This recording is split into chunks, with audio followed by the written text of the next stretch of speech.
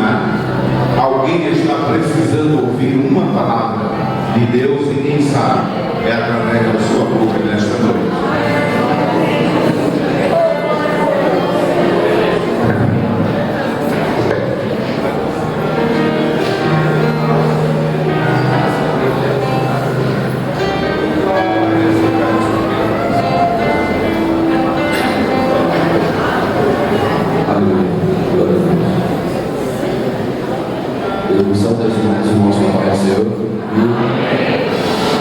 Gostaria de ler com os irmãos o capítulo 6 do profeta Isaías.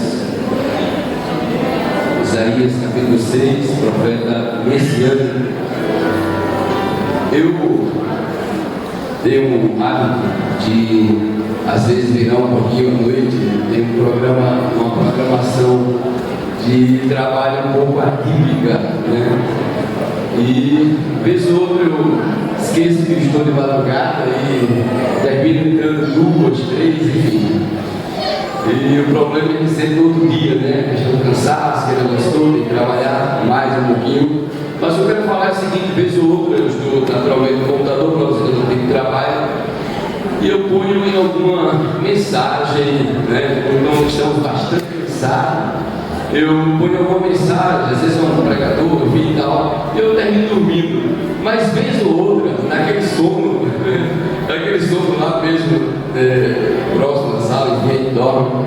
Naquele sono, alguma coisa daquela mensagem me desperta e eu creio que Deus naquele momento está falando ao meu coração. Então, os irmãos, se de repente quiserem ouvir os irmãos cantando, eu estou vez ou outra postando, eu tenho muita familiaridade com essa história, essa ideia de postar os vídeos, mas eu creio que algumas pessoas têm sido tocadas, tal qual eu, vez ou outra, na madrugada, tenho sido. Amém? Louvado seja Deus. Aliás, a igreja tem muita coisa boa e vamos usar os meios de comunicação para divulgar e alcançar vidas através da mensagem das diversas formas. Amém?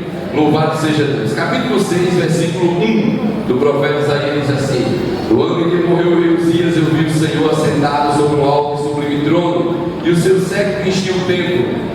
E os serafins estavam acima dele, cada um tinha 6 asas, com 2 cobriam seus rostos, e com 2 cobriam os seus pés, e com 2 voavam. E clamavam uns para os outros, dizendo: Santo, Santo, Santo é o Senhor dos exércitos, toda a terra está cheia da sua glória. E os umbrais das portas se moveram com a voz do que clamava, e a casa se encheu de fumaça. Então disse eu: ai de mim que vou perecendo, porque sou um homem de lábios impuros, e habito no meio de um povo de impuros lábios, e os meus olhos viram o Rei, o Senhor dos exércitos. Mas um dos serafins voou para mim, trazendo na sua mão uma brasa viva, que tiraram do altar com ordenais, e com ela tocou a minha boca e disse: eis que isto tocou os teus lábios, e a tua iniquidade foi tirada, e purificado o teu pecado. Versículo 8 diz assim: depois disto ouvi a voz do Senhor que dizia: a quem enviarei, e quem há de ir por nós? Então disse eu: eis-me aqui, envia-me a mim. Aleluia, aleluia, aleluia. Pai querido, nós te louvamos por esta palavra, Senhor. Deus continua falando no nosso coração, porque é a tua casa onde tu habitas, Senhor, e queremos ouvir a tua voz, no nome de Jesus. Amém. Queridos irmãos, nós louvamos a Deus. Hoje é um culto que nós lembramos dos que abriram mão de algumas regalias, alguns hábitos mais confortáveis, para estar abrindo mão de tudo aquilo que diz respeito aos interesses próprios, para estar anunciando as boas novas do Senhor Jesus.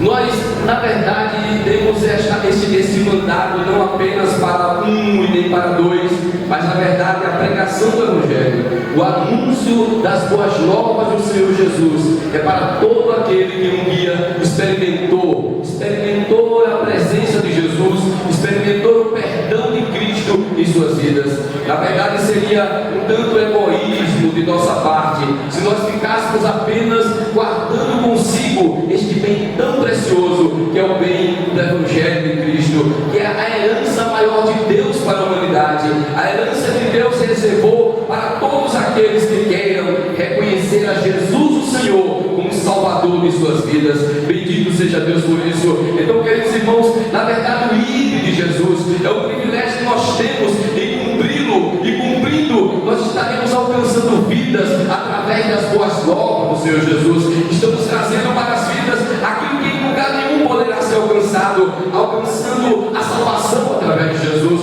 alcançando o perdão, a certeza da vida eterna. Por mais que a literatura da científica e qualquer que seja a natureza venha apresentar para os mais diversos assuntos, mas nenhuma outra, queridos irmãos, eu estou querendo dizer, nenhuma outra literatura vai apresentar o Salvador, alguém que apresente o perdão dos pecados de um ser que cometeu as mais arrogantes e as mais inaceitáveis atos. Ninguém jamais pode fazer com que alguém alcance o perdão dos pecados numa condição como esta. Ninguém jamais pode trazer a tranquilidade da consciência através da certeza de que o Evangelho de Jesus ele nos concede. Queridos irmãos, então missões nada mais nada menos é isto. Nós não podemos ver missões apenas como algo além fronteiras, não podemos ver missões como algo que está além das nossas possibilidades. Ou muitas vezes nós fazemos missões apenas e somente através do nosso testemunho. Conta-se que uma certa irmã procurou o pastor e falou o seguinte: ô querido pastor, o que é que eu faço? Eu falo direto para o meu esposo sobre Jesus, eu digo o que é que Jesus quer fazer na vida dele, e ele nada queria saber do Evangelho, nada queria saber de salvação. E aí o pastor disse o seguinte: minha querida irmã, o problema está exatamente nisso. Você precisa falar mais de Jesus que de seu esposo para Jesus do que de Jesus para o seu esposo. Queridos irmãos, certamente muitas das vezes vidas são alcançadas não apenas com muitas palavras, mas através da sua oração, através da sua intercessão, através da sua disposição em estar na presença daquele que é o Salvador do mundo. Aleluia. Queridos, mas nós estamos aqui, temos lido um trecho que fala de um homem que tinha tido conhecimento de Deus, tinha tido conhecimento de um Deus poderoso. Aliás, ele já profetizava, ele já anunciava as grandezas do Deus Todo-Poderoso, ele já anunciava que havia um Deus que perdoava pecados. Nos primeiros capítulos de Isaías, ele diz: vinde, arrazoemos, porque ainda que os vossos pecados seja vermelho como a escarlata, tornar-se-ão brancos. Isaías, queridos irmãos, ele tinha um conhecimento de um Deus todo suficiente, que alcançava não somente a área da alma, mas também da área do espírito, bem como da área física que o homem venha a estar. Queridos irmãos, o que eu quero dizer com isto é que Isaías tinha um conhecimento de Deus, tinha um conhecimento de um Deus que agia, um conhecimento de Deus que era poderoso, de um Deus de promessas, de um Deus que tinha um perfil unicamente e singular diante de todos os que já existiam. No entanto, Isaías precisava experimentar, Isaías precisava ter uma experiência que eu fizesse ver Deus como um Deus todo suficiente, um Deus que não somente quer ver nós pregando, nós anunciando a sua palavra, mas que nós também possamos experimentar o seu poder e a sua glória. E assim aconteceu com Isaías. A Bíblia diz que Isaías anunciava o reinado de Uzias. Queridos, e quando nós começamos a observar, Uzias tinha um perfil que rejeitava a soberania de Deus. Uzias foi um rei que conheceu a Deus, e quando buscava a Deus, experimentou o poder de Deus, mas quando rejeitou a Deus, começou a tomar conta do seu coração, o egoísmo, a arrogância, a falta de submissão a Deus. E assim a Bíblia diz: no ano em que morreu o rei Uzias.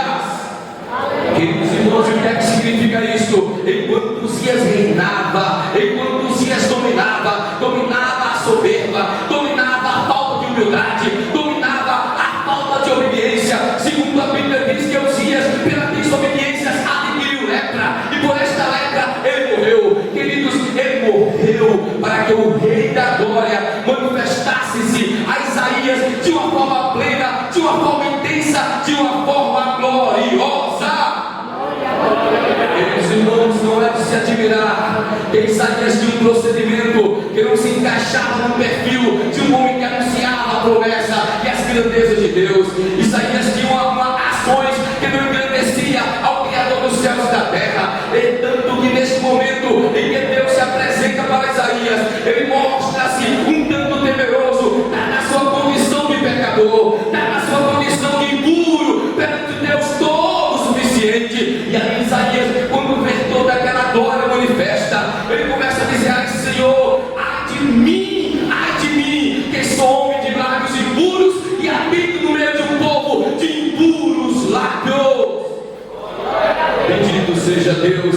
Queridos irmãos, nada melhor que um reconhecimento para uma confissão, nada melhor que uma confissão, um reconhecimento da condição de impuro, para que o Deus todo suficiente, o Deus todo poderoso manifestasse diante de Isaías o seu poder purificador, porque está escrito: se confessarmos os nossos pecados, ele, o Senhor Jesus, é fiel e justo para perdoar os nossos pecados e nos purificar de toda injustiça.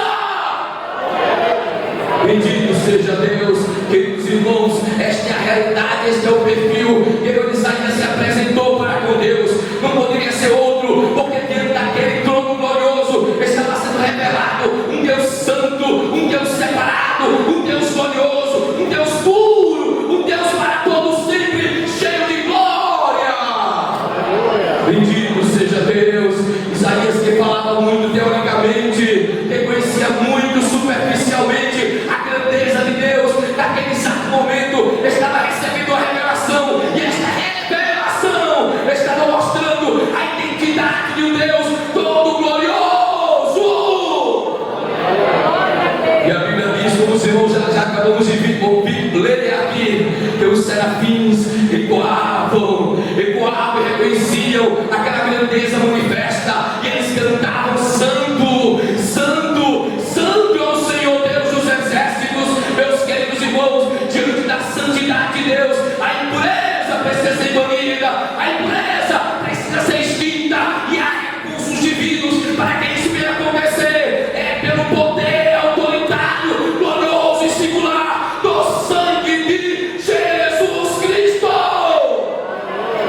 Bendito seja Deus, aleluia, o sangue de Jesus Cristo. Queridos irmãos, e aqui está a chave para que nós possamos sentir este desejo ardente de fazer a missão, de fazer a obra de Deus, de divulgar as mensagens sacrossantas do Evangelho. Está com os lábios puros, diz respeitos a um coração puro, lábios puros, diz